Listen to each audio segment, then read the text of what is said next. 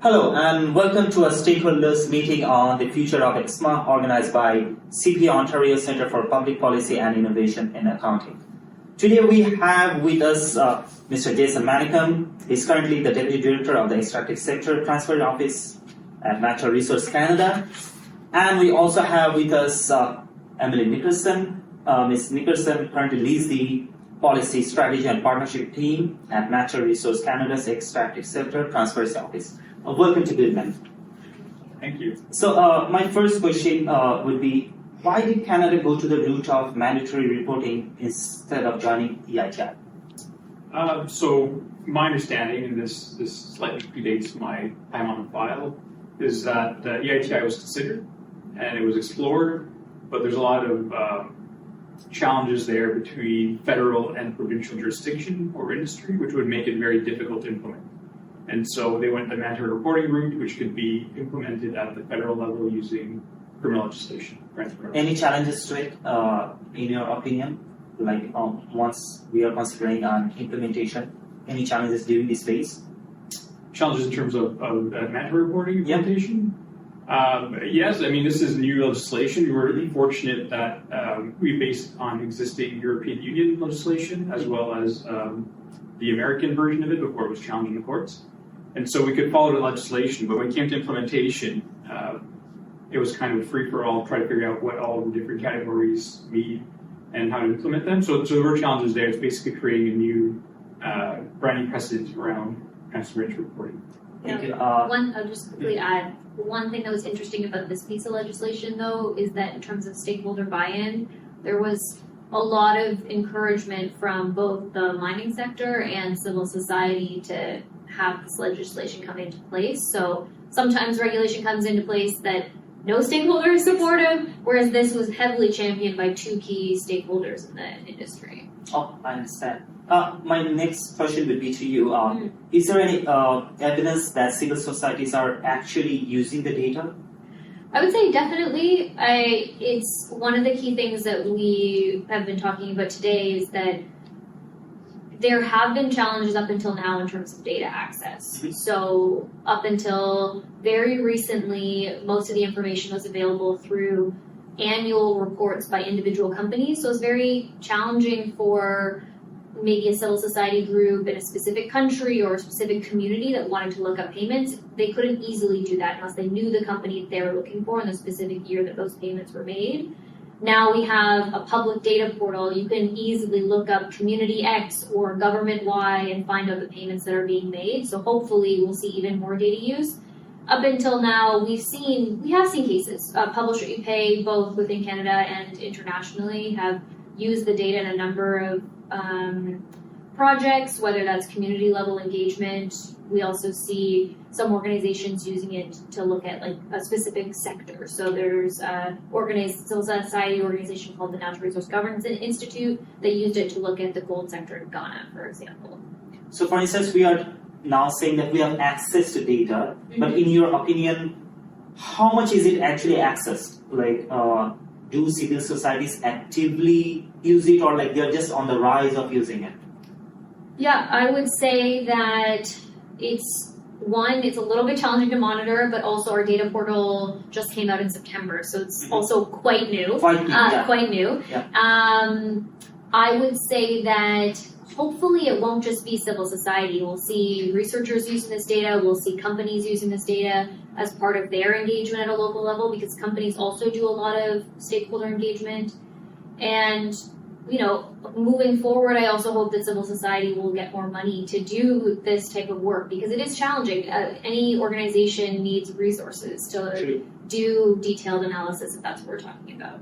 Yeah, I can maybe add to that to say that preliminary stats show that there's been an uptick in use of our website. So we know some people are using the portal, so it's promising, but it's very new. We're just now moving. It is, yeah. Like maybe we will see a steady rise over the years. So it is still a few months. So yeah, hopefully in the future. Yeah, and a couple of provinces have actually, governments as well are using it. So Alberta reached out to us about data, as has territories, I guess, above us.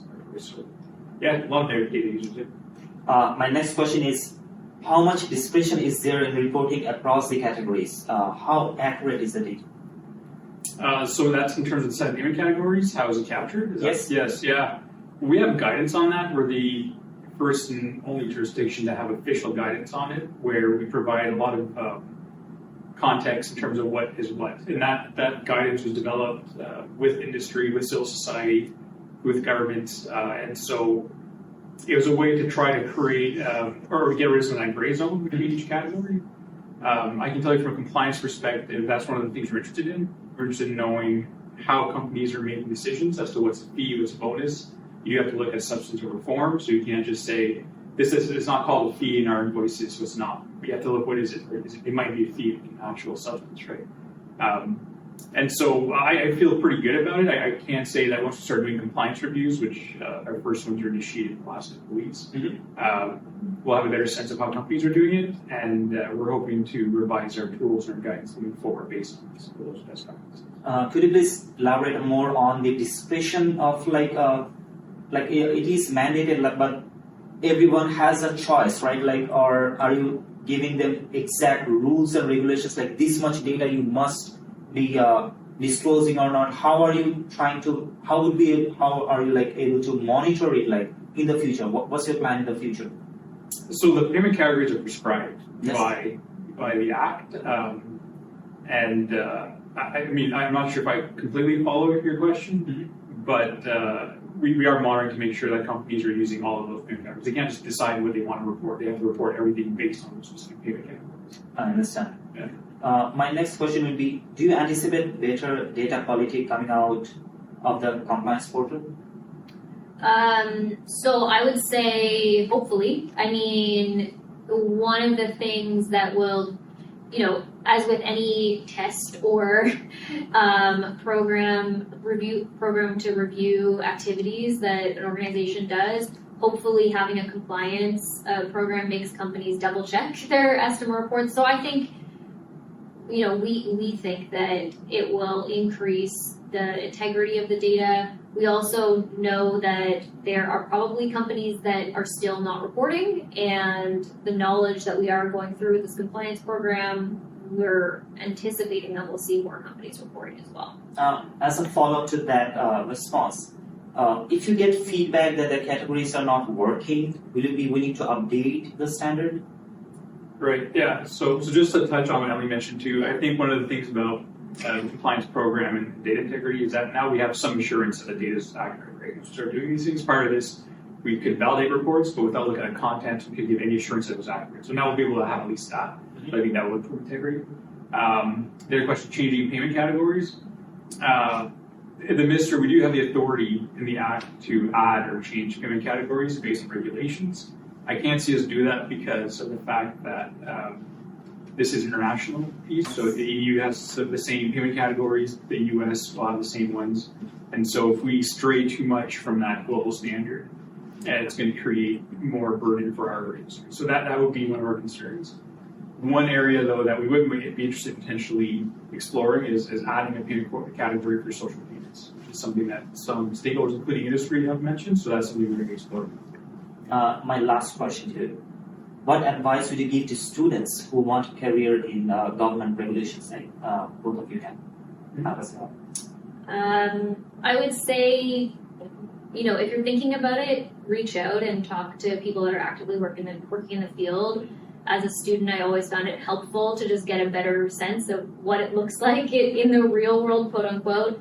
For me, I studied engineering, and then I ended up doing a master's in public policy. So I also found education and, developing a deeper understanding of the policymaking process helped me kind of move into that profession in government. Any final thoughts on that? Yeah, I would encourage students to do it. I think we need good people in government. I think a lot of people are looking to make as much money as possible, which is not going to happen as a public servant. However, fighting the good fight is important, and we need the brightest people who can. In terms of joining us, again, most of us would be happy to speak with students. We're happy to do this interview and do more of them. We do interviews like this all the time. So reaching out to people who work in government, as well as the ESTMA, the acronym, I'm not sure what exactly it stands for, but it's basically the work program for students to join government, and we're always recruiting through that as well. So plenty of opportunities. That's how I got in government. I started as a student job, and from there I graduated eventually, and that gave me experience to get a position. Thank you so much for your time, and we hope that we will see both of you at Goodman again. Thank you.